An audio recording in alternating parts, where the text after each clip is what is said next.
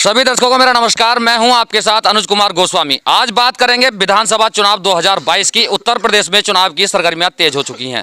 2022 का विधानसभा चुनाव है। 14 तारीख को दूसरे चरण में मतदान हो रहा है। अमरोहा के जनपद विधानसभा 42 हसनपुर की आज हम बात कर रहे हैं। विधानसभा हसनपुर की आज हम बात कर रहे हैं और यहाँ 14 तारीख को मतदान होना है दूसरे चरण में। सभी पार्टियों ने अपने अपने प्रत्याशियों की घोषणा कर दी है। आखिर जनता की आज हम राय लेंगे कि जनता किस मुद्दे पर वोट करेगी। 14 तारीख को किस मुद्दे पर 14 फरवरी को वोट करने लोग जाएंगे। युवा साथी हमारे साथ मौजूद हैं। इन युवा साथियों से ही हम जानेंगे। उनका शुभ नाम बताओ। सोनू कुमार। सोनू कुमार, क्या कर रहे हो आजकल? बीए फाइनल है। बीए फाइनल है। वोट बन गया? जी। युवा हो जी। पहले कभी विधानसभा चुनाव में वोट डाला है? नहीं, इस बार डालूंगा। पहली बार वोट डालोगे, बहुत अच्छी बात है। क्या नाम बताया? सोनू कुमार जी। सोनू, ये बताओ जो आप वोट करने इस बार जाओगे कि क्या विचार मन में लेके जाओगे, किन विचारों को लेकर के मन में जाओगे और आप वोट करोगे? जी, विकास और आपने शिक्षा के मामले में कहा था तो इसमें तो बीजेपी ही है। विकास और शिक्षा के मामले में बीजेपी है। जी। अच्छा, और तो इसका मतलब ये होता है कि आप बीजेपी की वोट करने जाओ? जी, बीजेपी का हूं मैं तो फैन। बीजेपी की फैन? भाई वाह, क्या बात है भाई। बड़ी खुशी की बात होती है जब वीडियो की बात करते हैं और हम कहीं चुनाव की सरगर्मियों की बात करते हैं और चुनाव की राय जानने की कोशिश करते हैं जनता से, तो वो कहते हैं बीजेपी के फैन है। कोई कहता है बीजेपी के हम आदमी हैं। यही ना? जी। तो भैया ये बता दो कि बीजेपी के फैन आखिर क्यों हो गए? बीजेपी फैन ही मैं एक तो पहले तो ये मैं स्टूडेंट हूँ और स्टूडेंटों की इसमें सरकार में बहुत मिला। क्या हुआ? बहुत फायदा हुआ इस समय। जैसे कि इस बार परीक्षा हुई थी तो इसमें कोविड-19 आ गया था, लेकिन उसके अनुसार देखकर कोविड-19 ऐसी परीक्षा में पास कर दिए थे। अगर और सरकार होती तो करती ऐसा? बिल्कुल नहीं करती। पेपरों में बैठाती और इससे हमें नुकसान भी होता, बीमारी फैलती। अच्छा, इसमें हाँ, इस टाइप। तो आप खुश हैं कि एग्जाम नहीं देने पड़े और पास हो गए? मैं खुश हूँ और दुखी भी हूँ कि इस वास्ते जो लड़के मेहनत कर रहे थे उनकी बेचारियों की असफल रहे हैं वो, और जो जिन्होंने तैयारी नहीं की वो सफल हो गए। जिन्होंने तैयारी नहीं की वो सफल हो गए और जिन्होंने तैयारी की वो असफल हो गए। जी। तो ये तो खुश होने वाली बात नहीं है। ये तो पर उनका जो टैलेंट था बेचारियों को धरा रह गया। नहीं, ये तो दुखी होने वाली बात है। फिर खुश होने वाली बात कहाँ है? खुश होने वाली बात है ये भी। नहीं, पास हो गए जो नहीं, जो सक्सेस है, जो सक्सेस सफल हो सकता है वो भी पास हो गया। जो नहीं हुआ, सॉरी, जो सक्सेस है, जो सफल हो सकता था वो भी निकला। जो नहीं होने वाला था वो भी निकल गया। तो फिर दुखी होने वाली बात है, इसमें खुश होने वाली। देखो, इतना ही कहूंगा, चाहे बीजेपी कुछ पे, मैं तो बीजेपी का फैन हूँ, चाहे मुझे मार दे, बस इतना ही कहूंगा मैं तो। वोट बीजेपी को? बीजेपी का है, ठोस बीजेपी। क्या बात है। अच्छा भैया, क्या नाम हुआ? डॉक्टर महिपाल सिंह मेरा नाम। डॉक्टर साहब, आप किन मुद्दों को लेकर 2022 का जो विधानसभा चुनाव है इसमें किस मुद्दे को लेकर आप वोट करने के लिए जाओ? हम सिर्फ विकास के मुद्दे पर वोट देंगे। विकास के मुद्दे में जैसे सब चीज़ शौचालय बनवाई है और मेडिकल कॉलेज भी काफ़ी संख्या बढ़ा दी इन्होंने। 32 से 35 पहुंचा दी। 12 थे पहले, 35 के आसपास पहुंचा दिया। नहीं, मेडिकल कॉलेज तो पहले भी बने थे और विकास की बात करें तो पहले से विकास होता है। संख्या कम थी ना, मेडिकल कॉलेज में संख्या बहुत कम थी पहले। अच्छा। अब 35 है इस टाइम फिलहाल। अच्छा, तो बस सर विकास हुआ काफ़ी। और विकास क्या हुआ है? रोड भी ठीक हुई हैं काफ़ी, स्कूल भी काफ़ी बने हैं और जो रोड भी काफ़ी हुई हैं, शौचालय बने हैं। 3 तलाक का मुद्दा भी ख़त्म कर दिया। राम मंदिर का जो मुद्दा वो भी सुलझा दिया। धारा 370 वो भी सुलझा दिया। सब ठीक हुआ काम। कौन सा काम गलत हुआ? यानी कि आपकी निगाह में जो कार्य हुए हैं वो सभी ठीक हुए हैं। कोई भी गलत काम नहीं हुआ। कोई भी गलत काम नहीं हुआ है। अच्छा, इसीलिए आपका मन बन रहा है कि 2022 में इन मुद्दों को लेकर आप वोट देंगे हम भाजपा को। अच्छा भैया, क्या नाम हुआ अपना? मूलचंद राणा। मूलचंद बाबू, कौन सा गाँव है? कसाईपुरा। अच्छा, विधानसभा 42 का गाँव है। अच्छा, क्या हाल चाल है? आजकल चुनाव की सरगर्मियाँ तेज हो रही हैं, चुनाव का क्या हाल चाल चल रहा है? हालचाल बढ़िया है चुनावी का। चुनाव के माहौल में तो यहाँ पहले से ही ज़्यादातर बीजेपी का ही माहौल है। बीजेपी की सब वोटिंग है यहाँ, और ज़्यादातर लोग हमारे यहाँ जातीय समीकरण को देखते हुए वोटिंग नहीं करते हैं। वो देश के हित के लिए, राष्ट्र हित के लिए, समाज हित के लिए वोटिंग करते हैं। जैसा कि हमने, अगर हम जातिवाद को देखते हैं तो हमने बीजेपी पार्टी को पहले जो है वोट दिया। जाटव भी हमने यहाँ से विधानसभा में भेजे हैं और गुर्जर भी एमपी में भेजे हैं। तो हम जातीय समीकरण को ना देखते हुए हम बीजेपी को वोट इसलिए देते हैं कि उससे हमारा राष्ट्र हित है, देश के हित की बात होती है, समाज के हित की बात होती है। सबका साथ, सबका विकास लेकर ये पार्टी चलती है। इसमें कोई परिवारवाद नहीं है, कोई वंशवाद नहीं है। हम बड़ी परेशानियों से पीछे से अभी निकल के आए हैं। हमारी बहन बेटियों की इज्जत लूटी है, हमारी बहन बेटियों के खड़ुए छीने हैं, हंसली निकली हैं, हमारी गाड़ियों में से पर्ची ले जाते हुए कटरा छीन लिए गए। इतनी गुंडागर्दी, इतनी महामारी फैली है, इतनी मतलब सपा की सरकार में जो है इतने गुंडागर्दी फैली थी कि हमने बड़ी मुश्किलों से उस समय टाइम काटा।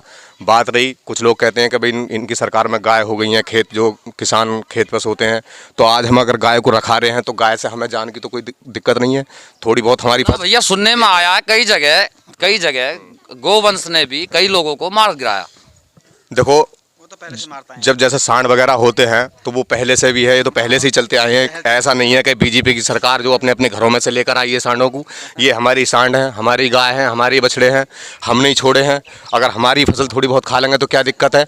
जो धरती पर हम अन्न पैदा कर रहे हैं वो धरती परमपिता परमात्मा की है, उनकी भी है, जितने भी जीवात्मा है सबके लिए धरती है। अगर हम अपने को अन्नदाता मानते हैं तो अन्नदाता जब ही तो बनेंगे जब किसी को अन्न थोड़ा बहुत हम देंगे। अगर हम अपने खेत को बिल्कुल सुरक्षित करके और अपने हित के लिए, अपने ही स्वार्थ के लिए अगर उसे पैदा करेंगे तो हम अन्नदाता कहाँ रह गए। तो अगर गाय हमारी छुटी हुई गाय है, अगर वो थोड़ा बहुत अगर खा भी लेगी तो उससे हमें जान का खतरा नहीं है, हमें थोड़ा बहुत खाली कोई दिक्कत नहीं। लेकिन सपा की सरकार में या और शासन में जो है हमें अपनी जान का भी खतरा है। आज हम सिर्फ गाय को रखा रहे हैं और आने वाली और सरकारों में हम क्या करेंगे, हम अपनी मोटर रखाएंगे, समरसेबल रखाएंगे, जो हमारे खेत में अनाज पैदा होगा उसे रखाएंगे। और हमारी धी बेटी खेत में जाएगी, हम कहीं बाहर होंगे तो उसकी हमें बहुत चिंता रहेगी कि हमारी धी बेटी खेत में गई हुई है, कहीं उसके साथ कुछ गलत ना हो जाए। हम अपने फिर घर भी रखाएंगे, प्रॉपर्टी तो रखाएंगे, लेकिन हमारे जो मतलब कनपट्टी पे गोली लगने की और चिंता रहेगी हमें कि गोली ना मार जा बदमाश। माल तो जाएगा ही जाएगा, मतलब गोली की और वो रहेगी। मतलब और शासनों में ऐसा हुआ है, आने वाले शासन की बात नहीं कर रहा, ऐसा हुआ है। हाँ, हमारे रिश्तेदार पर्ची लेके जा रहे थे मिल पे, उनके गाड़ियों में से उन्हें बांध के गाड़ियों में से कटरा ले गए, कटरा मिल गए, जयतोली में कटरा मिल गए थे, लेकिन सपा की सरकार में किसी की हिम्मत नहीं है उनके खिलाफ कोई केस कर दे, कोई कुछ कर दे। हमारी बहन बेटी को, हमारी माता बहनों को जो सवारियों में से धक्का दे दिया जाता है, उनके साथ मतलब क्या क्या बताया जाए। और चलो आप प्रश्न पूछो और मुद्दे पे। नहीं, प्रश्न कुछ नहीं है, आपने सभी तो बात बता ही दी। लेकिन ये जो आप बात कर रहे हैं कि ऐसा कर दिया जाता था, वैसा कर दिया, क्या कोई लॉ एंड ऑर्डर कुछ था नहीं क्या उस समय? अरे क्या थी शासन व्यवस्था, क्या है, बस चंद लोगों की चलती थी और क्या था बताओ। आपने कुछ महसूस ना करा, किसी से पूछो क्या हालत थी, बहुत बुरी हालत थी, जो हमने बहुत देखे हैं हमारे गांव में। सब तो मैं क्या बताऊं, हमारी ही बदनामी है इसमें। और हमारे ही गांव के कुछ लोग ऐसे होंगे जो उस चीज़ में उन बदमाशों का या उन सरकार के लिए साथ देते हैं। हमारे गांव में सपा की सरकार में क्या बताऊं, मुझे तो ज़्यादा आंकड़ा नहीं है, कम से कम 60-65 कटरा खुल गए थे हमारी गाँव में से, गाँव में से 60-65 भैंसे। और ये लगा लो कि बहुत परेशान हो गए। किसी का कटरा अगर इतना बड़ा हुआ, गाड़ी में चलने लायक होगा तो बेचारा बेचने पे मजबूर हो जाएगा। आज जब से भाजपा की सरकार बनी है, एक भी कटरा नहीं खुला, बिल्कुल घर में सुरक्षित सोते हैं जी। घरों में तो हम सो ही ना रहे, हम तो जंगलों में आराम से टांग फैला के सो में मजे में। घर गाँव में हमारे कोई मंजाल नहीं, कहीं पर मार जा। रही बात और विकास की, तो देखो हमारी माता बहनों को कितना विकास मिला है। घरों में जो वो आँख फोड़ती थी, ईंधन से कंडे से उपले से रोटी सेकती थी, उन्हें रसोई गैस मिला, ठीक। दूसरी बात, कोविड-19 में हम इतनी बुरी हालत से जूझे हैं तो सरकार ने हमारा इतना बड़ा साथ दिया, हमारे नहीं मतलब सबका ना। भैया एक बात और कहूँगा, आप क्या नाम बताया था? मूलचंद बाबू। मूलचंद बाबू, अभी आपने एक बात की, किसान अन्नदाता। किसानों ने काफी समय आंदोलन किया और उस आंदोलन को मोदी के कहने पर, मोदी सरकार नहीं कहेंगे, मोदी जी के कहने पर प्रधानमंत्री नरेंद्र मोदी ने आश्वासन दिया और उस पर उन्होंने उस आंदोलन को स्थगित किया था।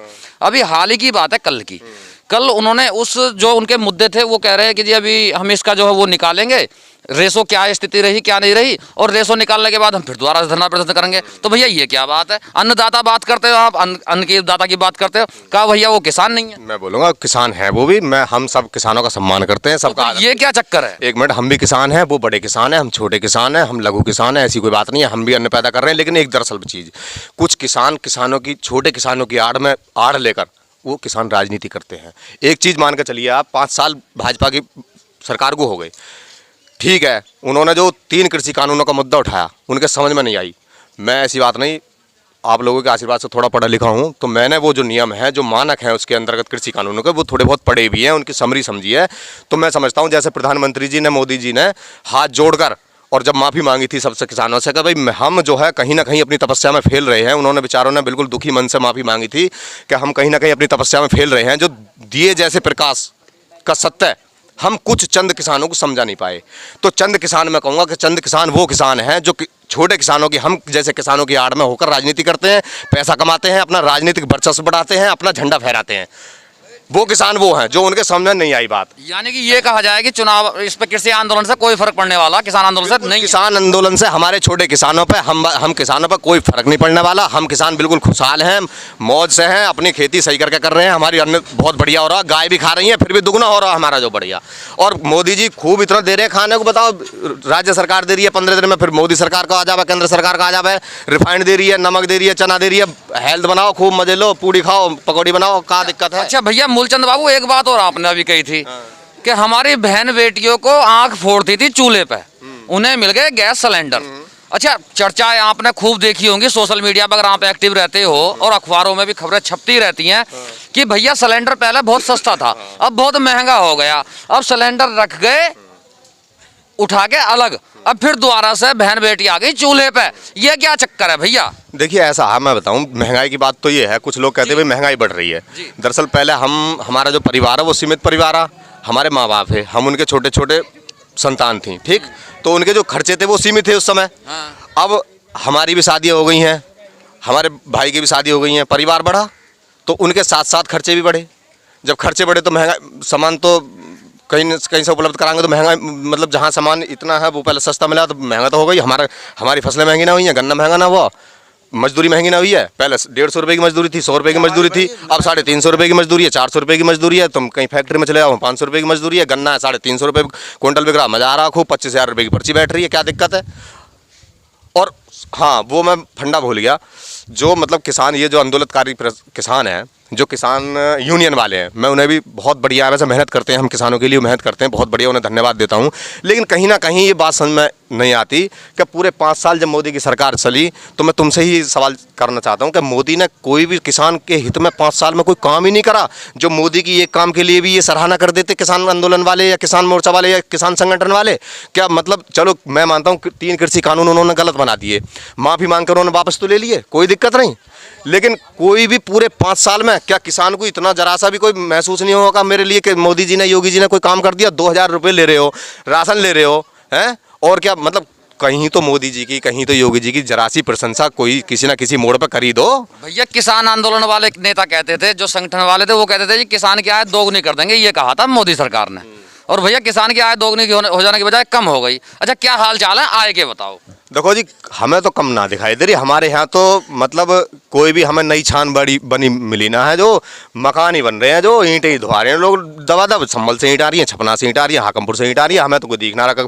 मकानों को तोड़ के जो छप्पर डल रहे हैं, कुछ हो रहा, जो किसी के मकान ध्वस्त ना दिखाई दे रहे, हमें तो लिस्सी हो रही है, मजे ले रहे हैं लोग, बढ़ ही रहे हैं। जो अगर किसान की आय दोगुनी ना होती, किसान को फायदा ना होता, तो किसान का कहीं से बाहर से पैसा ला रहा, किसानी में से पैसा ला रहा, फिर ये मकान क्यों बनने, ये विकास क्यों हो रहा। जो अच्छा भैया, लोग कहते हैं बेरोजगारी, वैसे बड़ा आनंद आ रहा है आपसे बात करके, ये मत सोचना, ठीक है, बड़ा आनंद आ रहा है, आप मुझे समझा रहे हो, मुझे बहुत गलत कह रहा हूं तो मैं नहीं, गलत करोगे तो मैं रोक दूंगा, गलत तो मैं सुनूंगा ही नहीं, गलत नहीं सुनूंगा किसी के विषय में भी। आपको जो अपनी बात कहनी है केवल आप अपनी बात कहते रहो, मुझे बात करनी है बेरोजगारी पर। लोग कहते हैं भैया बेरोजगारी की चरम सीमा पे पहुंच गई, बेरोजगारी खत्म हो गई, वो सॉरी, बेरोजगारी बहुत ज्यादा है, नौकरी नहीं मिल रही, इसके क्या हाल चाल है?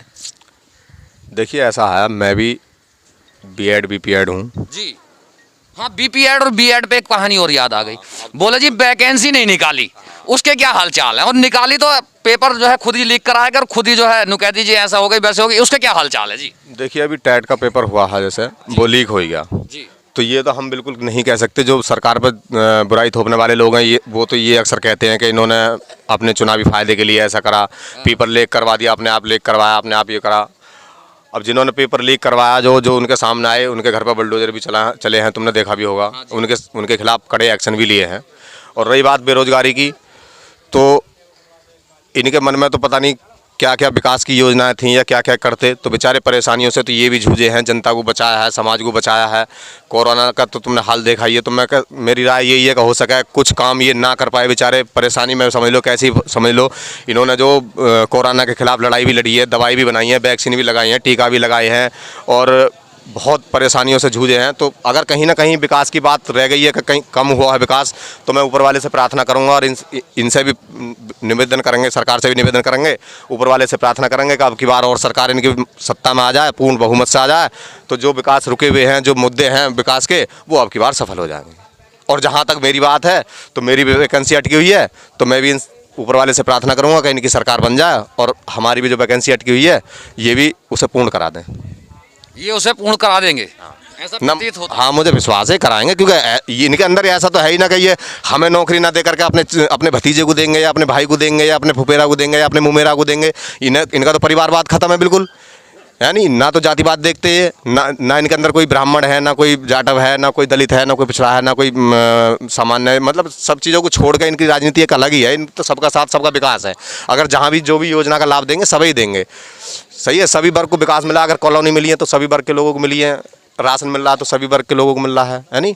और जो लोन माफ़ हुए हैं तो उनमें भी सभी आए। कहीं भी भेदभाव की भावना अगर हो तो मुझे बताओ। भैया कुछ लोग कह रहे हैं बोले लोन माफ कर दिए इन्होंने, उनके जो डिफॉल्टर हैं ये तो हर सरकार ही करती चली आ रही है, इन्होंने क्या कुछ अलग कर दिया? कुछ लोग यूँ कहें। देखो बात यह है, डिफ़ाल्टर तो लोग खुद कुछ तो परिस्थितियों में बन जामे हैं, कुछ तो लोगों की, किसानों की, कुछ बेचारों की ऐसी परिस्थिति हो जामे है कि जो जमा ना कर पाते। कुछ दो चार किसान ऐसे भी हुए हैं जो मतलब खुद ही जानकर ना करते हैं कि जी माफ़ हो जाएंगे। सभी तरह की जनता है तो सब एक नीति पर तो नहीं चल सकते ना। सबके विचार भी अलग हैं, सबकी बुद्धि भी अलग होगा, संसार है, सभी तरीके के लोग हुए हैं। तो रही बात लोन की, तो लाभ तो खैर उन्हें ही मिलेगा। सरकार तो बेचारे, किसान किसे मानती है सरकार? जिसके पास 1 बीघा जमीन भी है तो किसान तो वही माना जाएगा। एक बार कैमरा चारों तरफ को घुमा दो, कहीं ऐसा ना समझे कोई किसी एक पार्टी का बंदा पकड़ लिया और उससे चर्चा करनी शुरू कर दी। एक बार चारों तरफ कैमरा घुमा दो, मैं हालांकि इनसे बात कर रहा हूँ। जी भैया, तो यही बात है, इसमें ज़्यादा बड़ी कोई बात ना है। सरकार सबका साथ सबका विकास लेकर चल रही है तो हम खुश हैं, हमारा पूरा गांव खुश है, हमारी सब जनता खुश है, कोई दिक्कत नहीं। वोटिंग हम इसी के लिए करेंगे। हमारा बताऊं, हमारा तो बीजेपी के लिए जो है वोटिंग करने का एक धार्मिक भाव भी है। हमारा जो धर्म और कर्म बनता है, हमारा बीजेपी को वोट देने का बनता है। क्यों कि जो हमारे बड़े बूढ़ों ने हमें जो संपत्ति विरासत में दी है, जैसे ज़मीन हमें विरासत में दी है तो उसे हम जोत रहे हैं, है या नहीं? और जो मकान हमें विरासत में दिया उसमें हम रह रहे हैं। तो इसीलिए इसी तरीके से हमें जो है जो पार्टी दी है, ये हमें बड़े बूढ़ों ने हमें विरासत में दी है। वो कैसे भैया? वो ऐसा कि वो भी जो बताते हैं कि हमने भी जब से अपना होश संभाला है हम बीजेपी को ही वोटिंग करते आए हैं। हमें बीजेपी की नीति सही लगी है, क्योंकि इसमें जो है सन्यासी लोग भी होते हैं, साधु महात्मा भी होते हैं, और जो ऐसे भी होते हैं जिनका कोई घर नहीं बार नहीं, वो समाज हित के लिए काम करते हैं, राष्ट्र हित के लिए काम करते हैं, देश हित के लिए करते हैं। मैं अपने निजी समीकरण के फ़ायदे को नहीं देखता हूँ या अपने निजी फ़ायदे के लिए नहीं देखते हैं। हम देखते हैं थोड़ी बहुत, हर आदमी के अंदर देश की भावना होनी चाहिए कि देश हमारा सुरक्षित रहे, देश का हमारा वर्चस्व पूरे दुनिया में लहराए, हमारे देश का झंडा पूरी दुनिया में लहराए। और वो बिल्कुल 5 सालों में हुआ है। मोदी जी ने ऐसा करके दिखा दिया कि जहाँ जहाँ भी अगर हमारे प्रधानमंत्री जाते हैं हम उनके भाषण देखते हैं और उनकी जो अगवानी देश करते हैं। जैसा कि इसने अभी पंजाब सरकार ने इतनी निज्जलहीन अपनी वो भावना दिखाई है, मोदी जी के साथ इतनी कट्टरपंथी भावना दिखाई है, उनका अपमान करा है। विदेशों में जाते हैं, तुम देख रहे हो कितना सम्मान मिला है मोदी जी को, कितनी आगवानी उनकी होती है, सम्मान करते हैं सभी देश। तो पूरी दुनिया में हमारे भारत भैया का झंडा ऊंचा अच्छा, आप है। शिक्षित भी हो, बीएड आपने कर रखा है, टेट का एग्जाम की देने की आपने तैयारी भी की, लेकिन हालांकि किसी कारणवश एग्जाम निरस्त हो गया, पेपर लीक होने के कारण। अच्छा, कभी ऐसा तो नहीं लग रहा, मुझे ऐसा कुछ प्रतीत हो रहा है कि ज़्यादातर पढ़ाई पे कम ध्यान देकर राजनीति में कुछ ज़्यादा ध्यान दे रहे हो? कहीं आगे नेता वेता बनने का मन तो नहीं है? मेरा ना, मैं तो अब तो मेरा मन तो यही होएगा, अगर नौकरी लगेगी तो ठीक है, ना लगेगी तब भी ठीक है। मैं तो अपनी खेती किसानी कर रहा हूँ, इसमें जीवन यापन कर लूँगा, कोई दिक्कत ना। मेरे माँ बाप ने खेती करी, मैं भी खेती कर लूँगा, उनका जीवन यापन होगा, उनकी सेवा कर रहा हूँ मैं। देखिए ऐसा है, कभी कभी नहीं, कहीं ऐसा तो नहीं कि किसी राजनीति में जाने का मन ना हो, लेकिन किसी से रिश्तेदारी हो, कोई बीजेपी वालों से?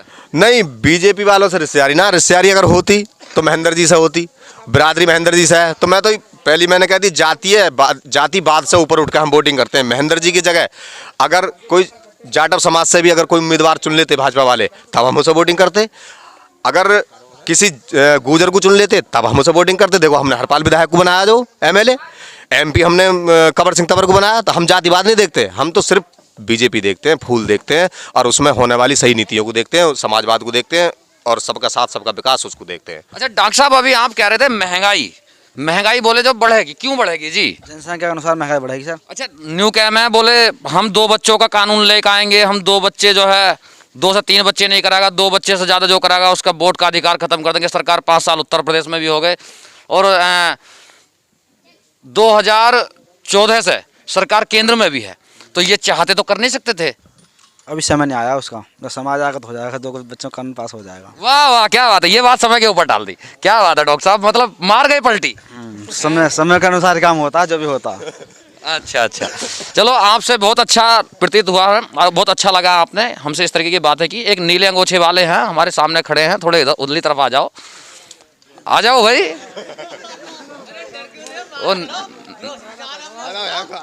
भाई लंबाई तो मेरे से ज्यादा है 1 फुट, तो काहे बात करने पे कुछ हिचकिचा रहे हो? कुल मिला के भैया क्या नाम था, मूलचंद बाबू ने और डॉक्टर साहब ने काफी अच्छे तरीके से हमें समझाया और आप काफी अच्छे तरीके से यहाँ के बारे में, विधानसभा के बारे में बताया। आखिर क्या समीकरण रहेंगे ये तो कहा नहीं जा सकता, ये आने वाले समय में किसकी सरकार होगी हम ये भी नहीं कह सकते। और मुद्दे जो है काफी अच्छे तरीके से बताए और काफी जवाब देने में भी कहीं ना कहीं सक्षम रहे। और चारों तरफ फिर दोबारा से वही बात कहूंगा कि एक बार घुमा दें कैमरा, कहीं ऐसा प्रतीत किसी को ना हो कि हमने किसी पार्टी का बंदा पकड़ा और उठा के हमने खड़ा कर दिया और उससे बात की। किसी पार्टी, ना हम हित की बात करेंगे ना अहित की बात करेंगे, ना हित की बात करेंगे ना अहित की बात करेंगे, केवल और केवल उत्तर प्रदेश में राजनीति को लेकर हम मुद्दों की बात करेंगे। समर इंडिया के लिए हसनपुर अमरोहा से अनुज कुमार गोस्वामी। भारतीय स्वाभिमान और शौर्य का उद्घोष, राजनीतिक मुद्दों से लेकर जनता के हितों की बात अब होगी नई उम्मीद के साथ। बदलते नए भारत की सोच, समर इंडिया, यही तो सच है।